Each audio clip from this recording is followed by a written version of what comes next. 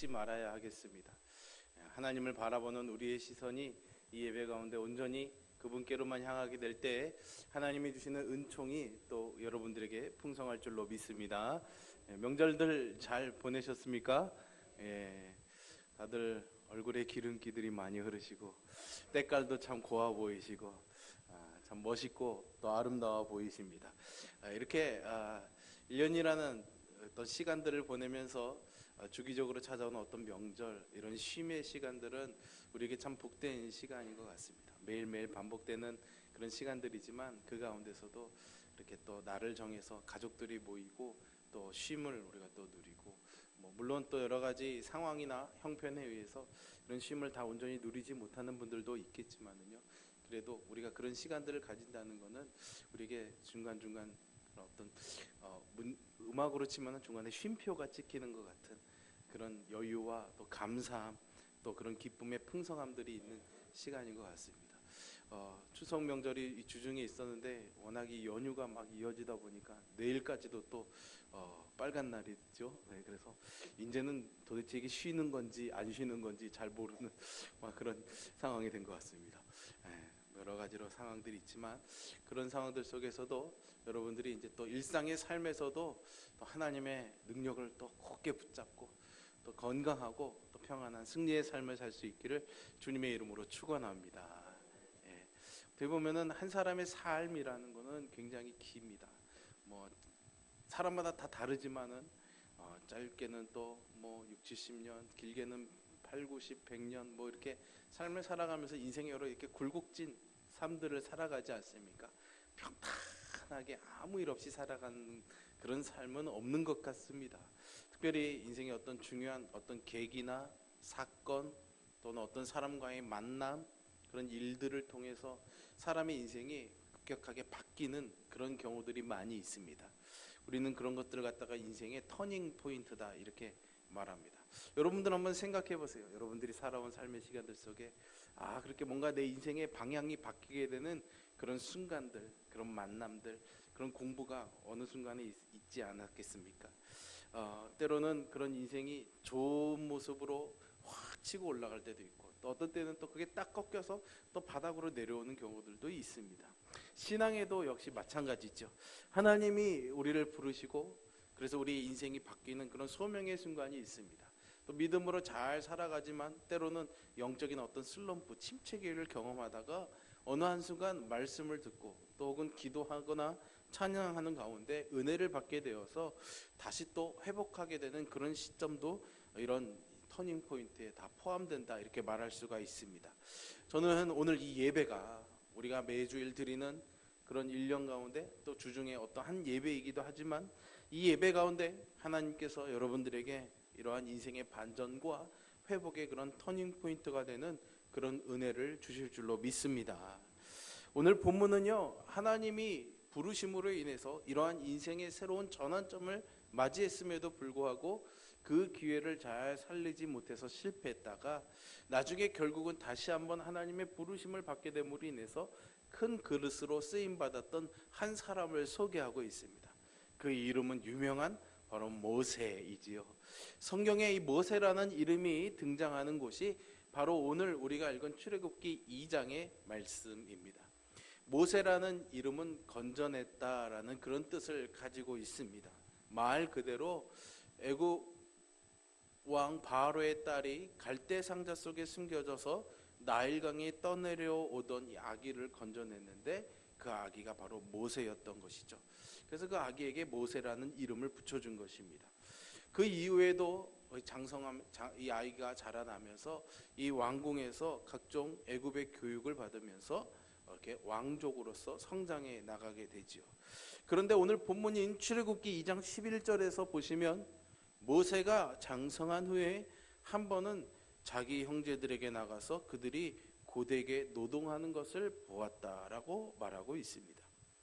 사도행전 7장에 나오는 순교자 스데반의 설교에 보면은 바로 이때 모세가 장성했을 때의 나이가 나오게 되지요. 나이 40이 되매 그 형제 이스라엘 자손을 돌볼 생각이 나더니, 말씀을 보면 출애굽기에서는 모세가 어느 날 우연히 그냥 밖에 나갔다가 자기 동족인 이스라엘 사람들이 고역하는 것을 어렵게 이렇게 노동하는 것을 본 것처럼 이렇게 설명이 되고 있지만 이 사도행전의 말씀을 보면은 그가 마음에 작정을 하고 나갔던 것이 아닌가 하는 생각을 해볼 수가 있습니다. 모세가 자라나서 40세가 되었을 때 그 형제 이스라엘 자손을 돌볼 생각을 하게 된 거죠. 여러분, 이 생각을 누가 주어졌을까요? 누가 줬을까요? 애굽왕 바로가 불러서 야, 너는 원래 히브리 족속이니까 가서 너네 형제들 잘 돌봐줘야 돼, 알았지? 그랬을까요? 애굽왕 입장에서는 절대 그러지 않았었을 것입니다. 누가 그랬을까요? 사실은 이것은 하나님이 모세의 마음에 그러한 생각과 마음을 불어넣어 주신 것입니다. 히브리서 11장 24절부터 26절까지의 말씀을 보면은요, 이때 모세가 결심했던 그런 신앙적인 결단의 내용을 잘 기록하고 있죠. 여기에도 장성하여라는 말이 나오고 있습니다. 여러분, 한번 자막을 보시고 같이 한번 읽어볼까요? 믿음으로 모세는 장성하여 바로의 공주의 아들이라 칭함받기를 거절하고 도리어 하나님의 백성과 함께 고난받기를 잠시 죄악의 낙을 누리는 것보다 더 좋아하고 그리스도를 위하여 받는 수모를 애굽의 모든 보화보다 더 큰 재물로 여겼으니 이는 상 주심을 바라봄이라. 아멘. 이 말씀이 히브리서이지 않습니까? 예수님이 오셔서 제자들을 가르쳐 주시고 십자가에 죽으셨다 부활하신 다음에 이제 그 제자들이 교회들에게 또 믿는 그리스도인들에게 권면하며 보낸 편지입니다. 물론 그 시점에서 보낸 것이기 때문에 그리스도가 언급이 되었지만 이 히브리서에서 모세를 다루면서 모세가 무엇을 보았다고 말합니까? 그리스도를 위하여 받는 수모를 애굽의 모든 보화보다 더 귀하게 여겼다라고 말하고 있습니다. 모세의 시대에는 그리스도가 태어나지 않은 때였습니다. 그럼에도 불구하고 모세가 그리스도와 함께 자기의 민족들을 위하여 함께 고난당하는 것을 기꺼이 여겼다라고 말하는 것은 하나님이 모세에게 그러한 마음과 생각을 불어넣어 주시지 않았다면 도저히 불가능한 일이었겠죠. 어쨌든 이러한 우리가 읽은 말씀들을 종합해서 보면은 모세는 장성한 후에 40살을 전후해서 인생의 아주 중요한 결단을 하게 된 것 같습니다. 그것은 애굽의 궁중에서 편히 사는 것보다 더 귀중한 결단이었죠. 그것은 바로 하나님의 백성과 함께 고난을 받고 더 나아가서 그리스도를 위하여 능욕받는 것을 애굽의 모든 보화보다 더 귀하게 더 큰 재물로 여기겠다라는 결심이었죠. 인생의 방향과 목표를 결정한 아주 중요한 시점이었습니다.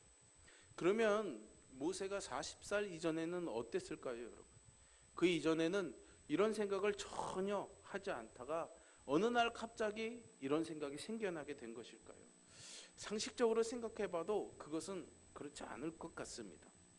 아마 그 이전에도 이미 애굽의 왕족으로서 왕궁에 살아가면서도요, 그렇게 그냥 눈 한번 딱 감고 남은 그런 삶을 그냥 이 왕궁에서 호의호식하면서 살 것인지, 아니면은 하나님의 백성과 함께 더 나아가 그리스도와 함께 고난을 당할 것인지 이 사이에서 고민하면서 수많은 밤들을 그렇게 잠 못 이루며 그러한 시간들을 보냈을 것입니다. 그리고 그 수많은 기도와 고민 끝에 최종적으로 하나님을 선택하기로 결정한 것이겠죠. 그렇기에 아까 읽은 히브리서 11장의 말씀에서 하나님의 바로의 공주의 아들이라 칭함받기를 거절한 그런 위대한 결단을 하게 된 것입니다. 모세가 40살 전후에 이러한 결단을 했다면 오늘 우리에게도 이러한 결단이 필요하리라 믿습니다. 나는 이미 50, 나는 이제 뭐 7, 80 다 되었으니까 나는 아니겠지. 그렇지 않습니다. 하나님의 생각과 하나님의 시간은 우리의 시간과 생각과는 다르다는 것을 여러분들이 잘 아시지 않습니까? 하나님에게는 우리의 천년이 하루와 같기도 하고 하나님의 하루가 우리의 천년과도 같은 그런 시간적인 개념이 우리와 많이 다릅니다. 또한 그런 그 당시의 그런 사회적인 환경과 지금의 사회적 환경이 다르기 때문에 우리 그 당시의 모세의 40살이 꼭 지금의 우리의 40살과 맞다라고 그렇게 말하기는 좀 어려울 것 같습니다. 그러나 어쨌든 간에 우리가 지금 나이가 어떻든지 간에 인생에 많은 그런 변화의 시기들이 찾아오기 마련이죠. 그러할 때 정말 우리가 그냥 현실적인 이런 삶에 안주하면서 그냥 안락을 누리면서 살 것인지, 아니면 하나님의 뜻에 따라 사는 삶을 선택할 것인지 우리에게 많은 요구가 되어질 때마다 모세와 같은 그런 위대한 결단을 내리는 저와 여러분이 되어야 하겠습니다. 어쨌거나 우리에게 그런 적정한 그런 나이와 인생의 그런 순간순간들 속에서 사실은 하나님의 뜻을 결정하는 데 있어서 인생의 경륜을 무시할 수는 없을 것입니다. 아무래도 인생의 경험과 나이가 있다 보면은 그러한 결정과 선택을 한데도 쉽겠죠. 모세도 40세의 시기에 정말 혈기왕성함으로 인해서 자기의 이후의 말씀을 나누겠지만 자기의 혈기로 인해서 실수를 하게 됩니다. 그러나 그가 80살이 되어서 다시금 하나님의 부름을 받게 되었을 때는 나는 정말 아무것도 할 수 없는 사람입니다 라고 겸손하게 하나님 앞에 무릎 꿇게 되죠.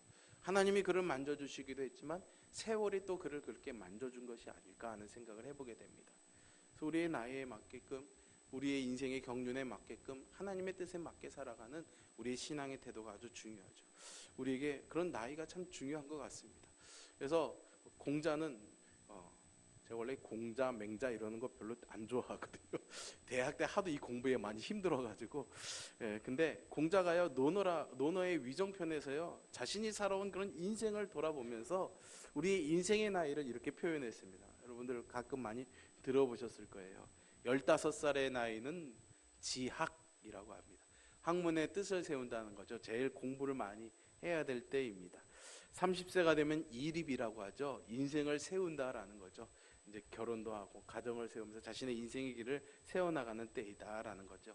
40세가 되면 불혹입니다.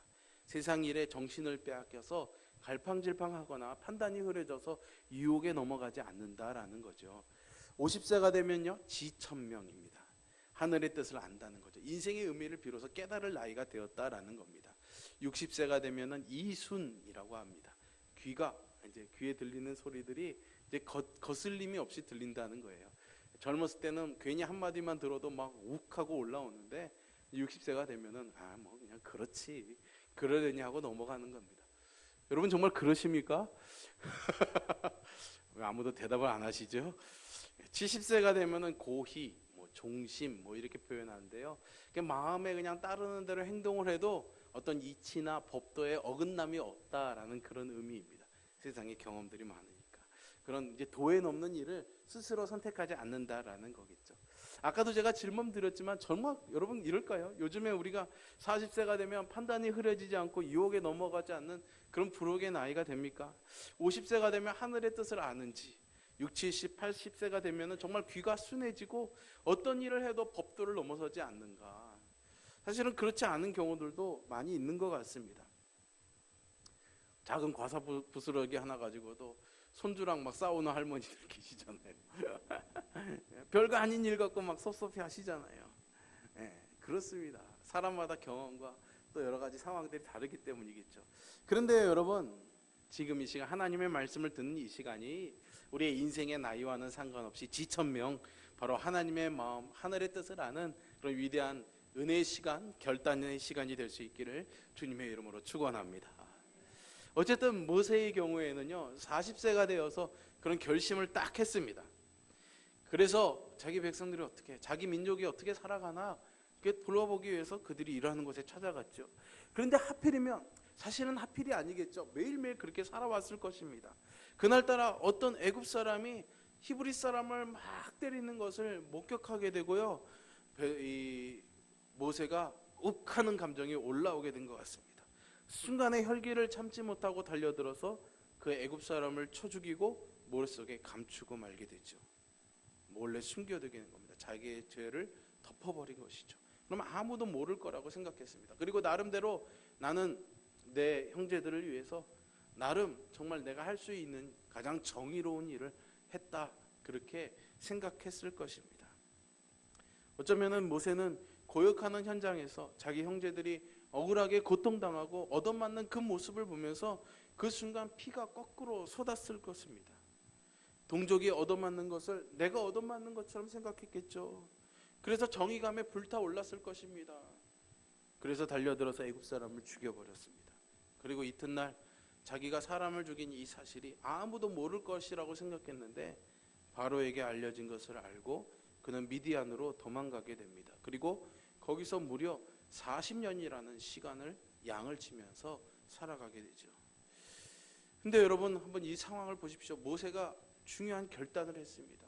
나는 이제 이 애굽 왕궁에서 좋은 것들을 누리는 삶보다는 내 형제들과 함께하는 삶을 살겠다라고 결정했죠.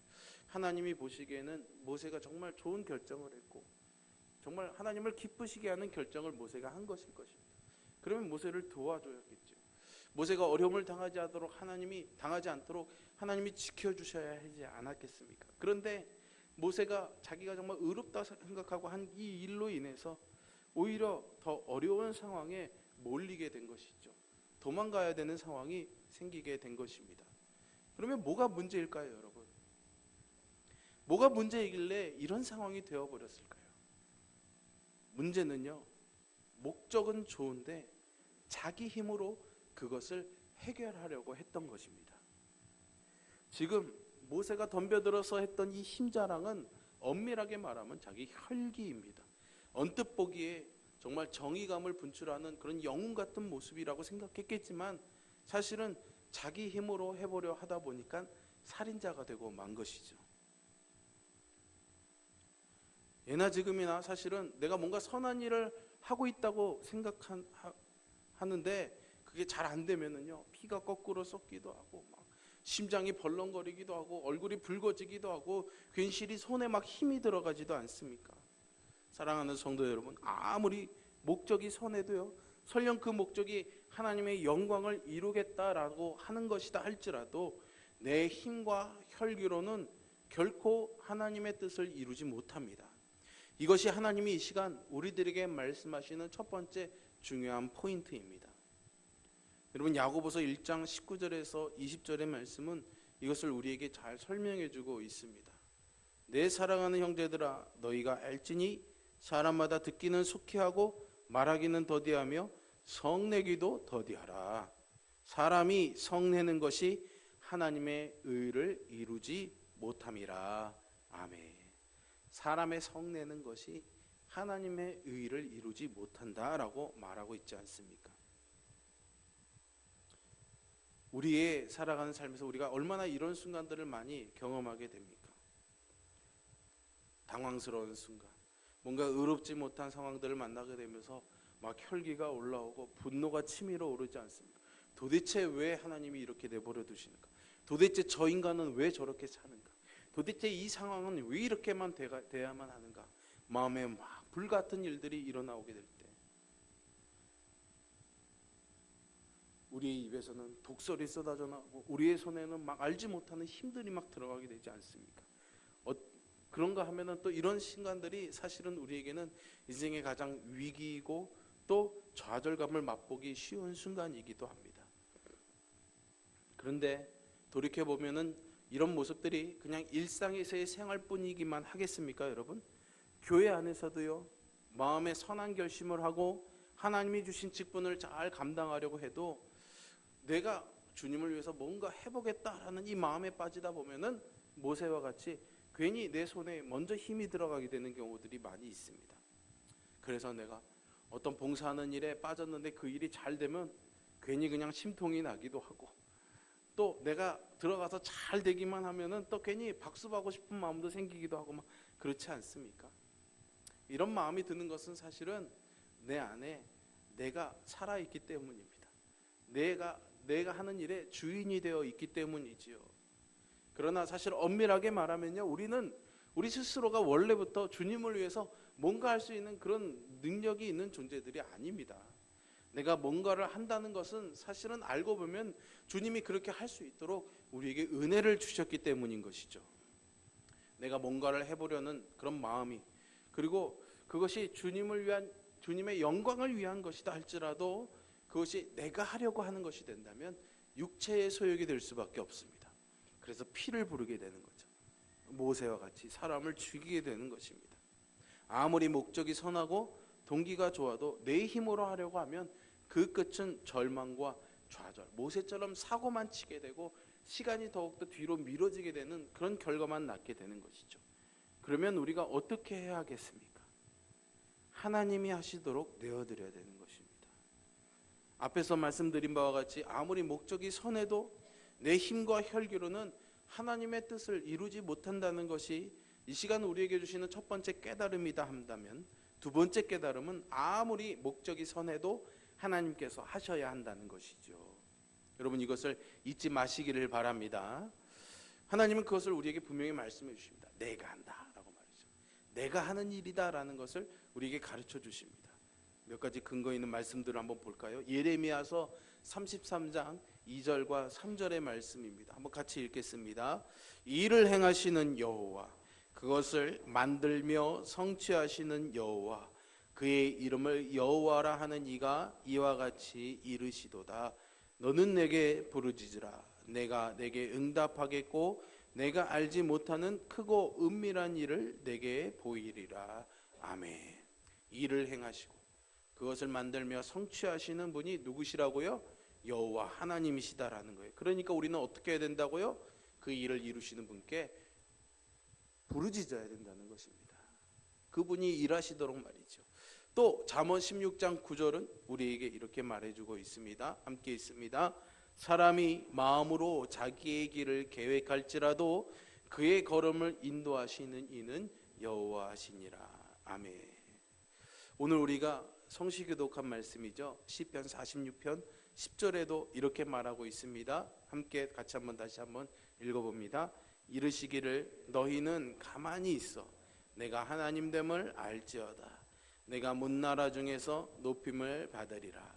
내가 세계 중에서 높임을 받으리라 하시도다. 아멘. 정말 그렇습니다. 일을 지으시고 행하시고 인도하시고 성취하시는 분은 하나님이신 줄로 믿습니다. 우리의 신앙에서 실수하고 실패하거나 하나님의 뜻을 발견하지 못하는 이유는 사실은 하나님이 하시는 그 일에 내가 먼저 앞서서 내 발을 내딛기 때문입니다. 그러니 하나님이 하시는 일을 우리가 볼 수가 없는 거죠. 이것이 실패의 원인이고 시간이 지체되는 원인이고 고생을 자초하는 원인인 것이죠. 성경은 처음부터 끝까지 하나님이 다 하신다고 말씀하고 있습니다. 우리가 뭘 할 수 있는 존재라는 것을 말하고 있지 않습니다. 우리는 다만 하나님의 도구요 하나님의 일을 맡은 청지기일 뿐입니다. 이렇게 되도록 하나님 앞에서 철저하게 나를 부인하고 낮춰야 하겠죠. 이렇게 40세의 모세가 내가 정말 내 백성을 위해서 뭔가를 하겠다, 하나님의 뜻을 위해서 뭔가 하겠다 라고 나섰을 때 자기 혈기로 자기 의로 자기가 뭔가 해보겠다고 나섬으로 인해서 그는 큰 실수를 하게 돼서 사람을 죽여 쫓겨 도망가는 신세가 됩니다. 그런데 똑같은 40년을 다시 보내고 나서 하나님이 모세를 부르실 때 모세는 하나님 앞에서 하나님 나는 아무것도 할 줄 모르는 사람입니다 라고 말하지 않습니까? 모세는 비로소 그것을 깨닫게 된 거죠. 나를 낮추고 나 자신을 부인하고 하나님이 하셔야 될 일입니다 라고 고백할 때 하나님이 나를 통해서 하나님의 의를 이루신다는 것을 모세가 깨닫게 된 것이죠. 여러분들 중에서는 혹시 하나님이 가만히 있어라 라고 했으니까 그러면 어떤 노력도 행동도 하지 말고 무조건 그냥 가만히 있어야 되는 것입니까? 아니 그래도 뭔가를 좀 해야 되는 거 아니에요? 그렇게 말할 수도 있지 않습니까? 물론 그렇습니다. 여러분, 학생들이 공부하면서 좋은 성적 얻기 위해서 책상 머리 앞에 교과서를 딱 덮어놓고 주여 믿습니다, 내게 좋은 성적 주실 줄로 나는 믿습니다, 그리고 책을 떠들어 보지 않으면 그 학생의 성적은 어떻게 될까요? 여러분, 오늘 옛날에 어떤 분 간증 들어보니까 하나님께 기도하고 성령 받고 책을 열심히 넘으면서 읽었더니 시험 볼 때 그 책이 막 눈앞에 보이더래요. 뭐 그런 간증도 있었습니다. 그러나 여러분, 기본적으로 공부는 해야 성적이 잘 나오든 안 나오든 가부간의 결정이 나오는 거 아니겠습니까? 우리가 해야 할 일은 분명히 있는 것은 분명합니다. 그러나 그럼에도 불구하고 하나님이 너희는 가만히 있어라 라고 하시는 것은 우리가 아무 일도 하지 말라는 것이 아니라 우리가 무언가를 하기 위해 하나님 앞에 먼저 해야 될 일이 있다는 것을 가르쳐 주시는 거죠. 그것을 하지 않고는 아무 일도 되지 않으니까 그것을 하고 해야 되니까 아무 일도 하지 말고 그것을 먼저 하라는 말씀입니다. 그것이 무엇입니까? 바로 기도입니다. 기도는 주님이 내 삶 가운데 일하시도록 문을 열어드리는 것입니다. 내 인생의 그런 운전석을 주님께 맡겨드리는 것이 바로 기도인 것이죠. 뭔가를 구해서 얻는 것이 아니라 내 삶을 그분께 맡기는 것, 내 삶의 주권을 그분에게 인정하고 드리는 것, 그것이 우리의 기도가 되어야 하겠습니다. 우리는 결코 하나님보다 앞서서는 안 됩니다. 여러분, 예수님께서 제자들에게 나를 따르라고 하셨지, 야, 너 먼저 가봐, 내가 알아서 따라갈게, 이렇게 말씀하신 적이 없다는 것을 여러분 잘 기억하시기를 바랍니다. 주님은 지금 이 시간에도 우리에게 나를 따르라 라고 말씀하시는 줄로 믿습니다. 그러니 우리는 다만 이 주님의 명령에 순종하고 뒤따라만 가면 되는 것이죠. 그것이 제자의 길입니다. 그것이 주님을 인정하는 삶이죠. 그것이 좁은 길로 가는 걸음입니다. 지금 모세의 목적이 잘못되었기 때문에 사람을 죽였고 미디안 광야로 도망가는 이런 사태가 발생한 것이 아닙니다. 내 힘으로 하나님을 기쁘시게 해드리려는 그 시도가 문제였던 것이죠. 오늘날 목적은 좋은데 자기 부인이 안 되어 있어서 하나님의 일을 하면서도 분노 가운데 행하고, 심지어는 자기 만족과 하나님이 주신 기쁨조차도 구분하지 못하는 그런 경우들이 너무나 많이 있습니다. 이것은 마귀에게 속기 딱 좋은 경우입니다. 그렇다면 나를 부인하는 것, 나를 겸손히 낮추는 것이 무엇일까요? 마태복음 16장 24절에서 주님은 제자들에게 이렇게 말씀하시죠. 누구든지 나를 따라오려거든 자기를 부인하고 자기 십자가를 지고 나를 따를 것이니라. 나를 부인한다는 것은 한마디로 나는 아무것도 할 수 없습니다, 오직 주님만이 하실 수 있습니다 라고 인정하는 것입니다. 이것이 주님이 원하시는 제자의 길인 것이죠. 이렇게 자기 부인은 내가 이것을 하고 싶다고 해서 이게 억지로 되는 것이 아닙니다. 세상 사람들의 생각처럼 뭐 마인드 컨트롤하고 막 정신적인 수양을 해서 할 수 있는 일이 아닌 것이죠. 내 삶의 주인이 예수 그리스도의 심을 고백하며 성령님이 내 안에 와서 나를 인도해 주시고 다스려 주시기를 요청하는 기도를 드리며 우리의 삶을 맡길 때에 주님이 우리 안에서 역사함으로 이루어지는 일인 줄로 믿습니다. 그러기에 우리는 그분에게 담겨져야지 되는 것입니다. 에스겔서 47장에 보면요, 하나님이 에스겔에게 환상을 보여주십니다. 새로 세워질 성전에 대한 환상을 보여주셔요. 근데 그 성전의 환상을 보여주시면서 성전 문지방에서 물이 흘러나오는 모습을 보여주십니다. 그런데 이 물은 바로 성령의 물을 상징합니다. 이 물이 처음 나올 때는 발목까지 차는 물이었습니다.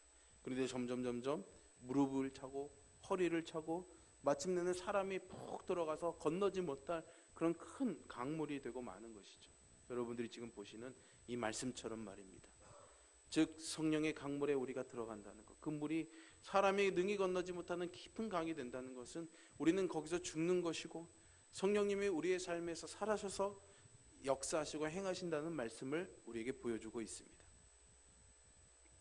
오늘날 많은 성도들, 또 한국교회 문제는 성령님은 인정하지만 예수님이 나의 주인입니다 라고 입술로는 고백하지만 실제 우리의 삶에는 언제나 강물에 발목만 담그는 정도로, 무릎만 담그는 정도로, 허리만 잠기는 정도로 살아가기 때문이죠. 우리가 내 힘으로 하는 것이 아니라 우리 인생에 하나님 주신 승리를 경험하기를 원한다면 내가 부인되고 성령의 물에 푹 잠겨지는 나의 삶을 인도하시는 성령 충만의 은혜를 누려야 될 줄로 믿습니다.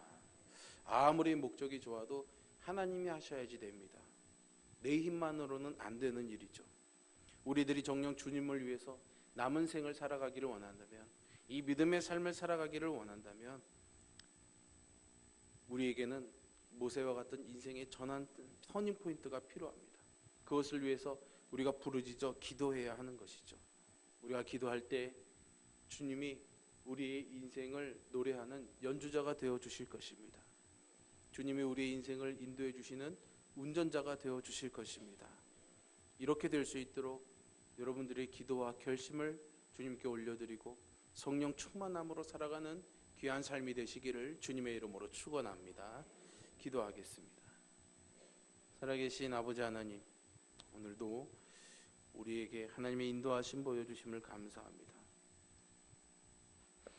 나는 죽고 주님이 내 안에 사시며 내 힘이 아닌 하나님의 힘으로 사는 우리가 되기를 간절히 소망합니다.